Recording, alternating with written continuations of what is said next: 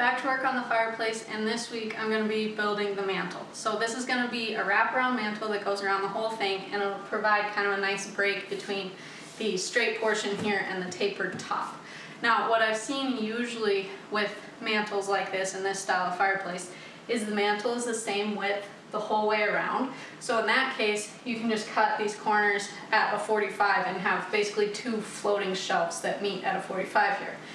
When I taped that out on this fireplace, the sides were just a little too wide. It looked like it had Dumbo ears kind of. So this is a fairly narrow fireplace. It's only 4 feet wide, which is it's close to the minimum you can do with like a real gas fireplace.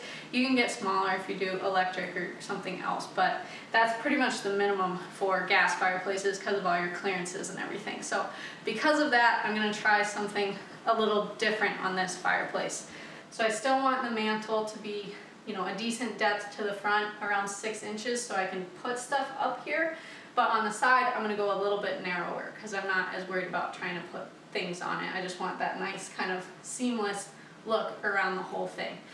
So the trick with that is, because this will be narrower and this is a little wider, I can't just cut these off at 45s because they won't meet up right. And if I cut them at a steeper angle, it would be like super steep on this side. So I think I came up with a different idea. It's essentially going to be a floating shelf all the way around, but it'll look seamless when I'm done. So we're just going to see how this goes. So essentially my plan for this wraparound mantle is to put up floating shelves with 2x4s on the side and a 2x6 on the front, and then I'm going to wrap the whole thing so that it looks seamless. So the very first thing I need to do is figure out how long these side 2x4s need to be. So I've just put the 2x6 ow I've just put the 2x6 in place, and now I can just measure from the wall how long these side 2x4s need to be. Now, same thing on this side, just in case there are any discrepancies between the two sides, so the mantle fits correctly. I know I'm going to get comments about working on the ground, but the rest of my shop is just a disaster right now, so this is all I got today. So we will be working on the ground.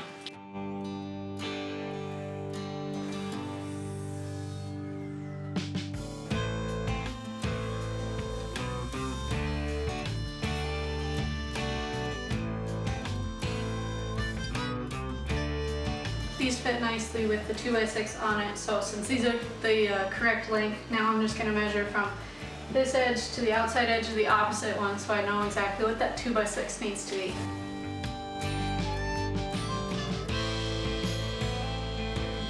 Alright, now that they're all lined up correctly, I've got nice square edges over here, everything's meeting up. I'm just going to mark where my floating brackets are on the bottom, and then we'll go drill the holes for it.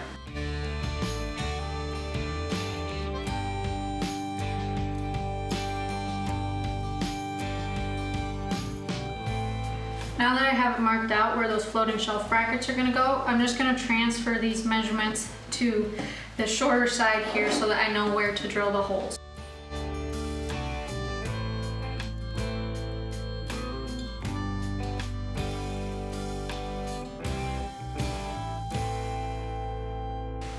I've got each of them marked out, so now I'm just going to mark the center of each one so I know exactly where to put my drill block.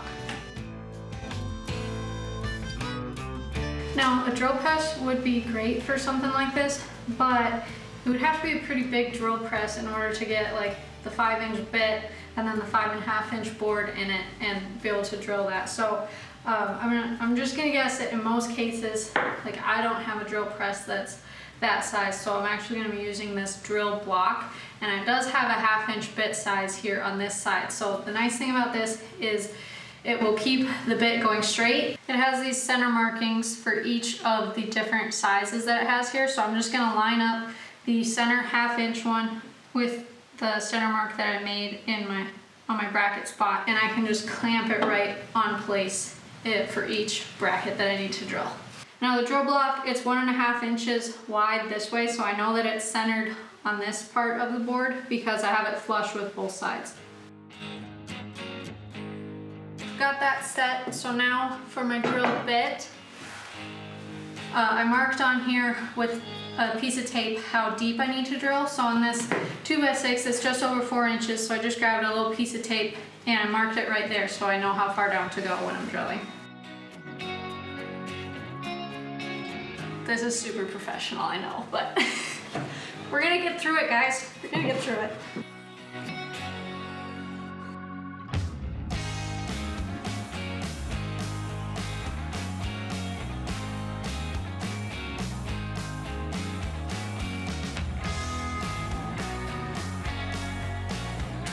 I'm going to do the same thing now for the 2x4s that go on the sides, but I don't have to drill quite as deep, so I'm just going to measure.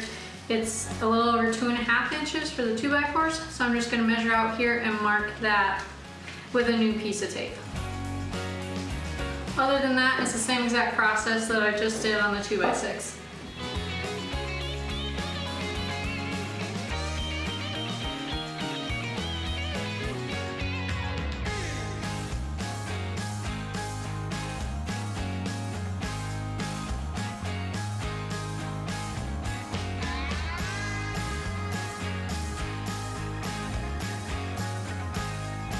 Alright, I got everything drilled, so let's go get these installed. So I forgot to mention this at the beginning, but I did attach these floating shelf brackets before I put on the drywall. So if you watched the video for the whole fireplace build, you saw when I put these on, but just forgot to mention that here for this mantle build. Now, I got them off Amazon and they were a little bit too long, so I actually just cut them off really quick with a cutting wheel so that they were the exact length that I needed. So that's kind of how I got these on. They're just attached directly into the studs, so they'll be a super solid floating shelf when they're done. So I got my pieces cut and drilled and I'm ready to see if they fit.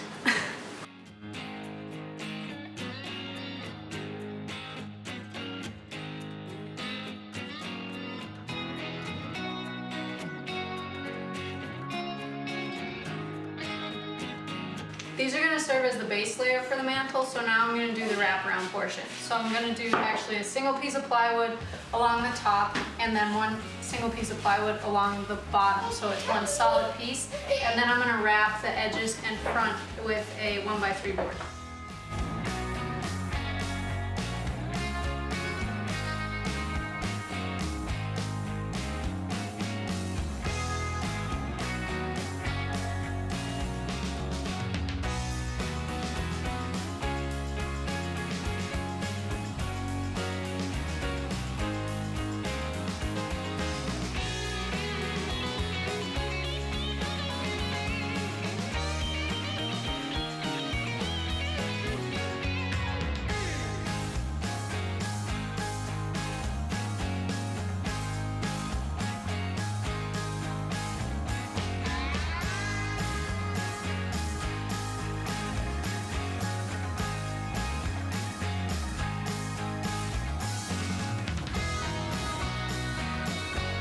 I did a quick test fit of all of the pieces upstairs and everything looks good, so now I'm just going to give them a quick sanding and then stain them.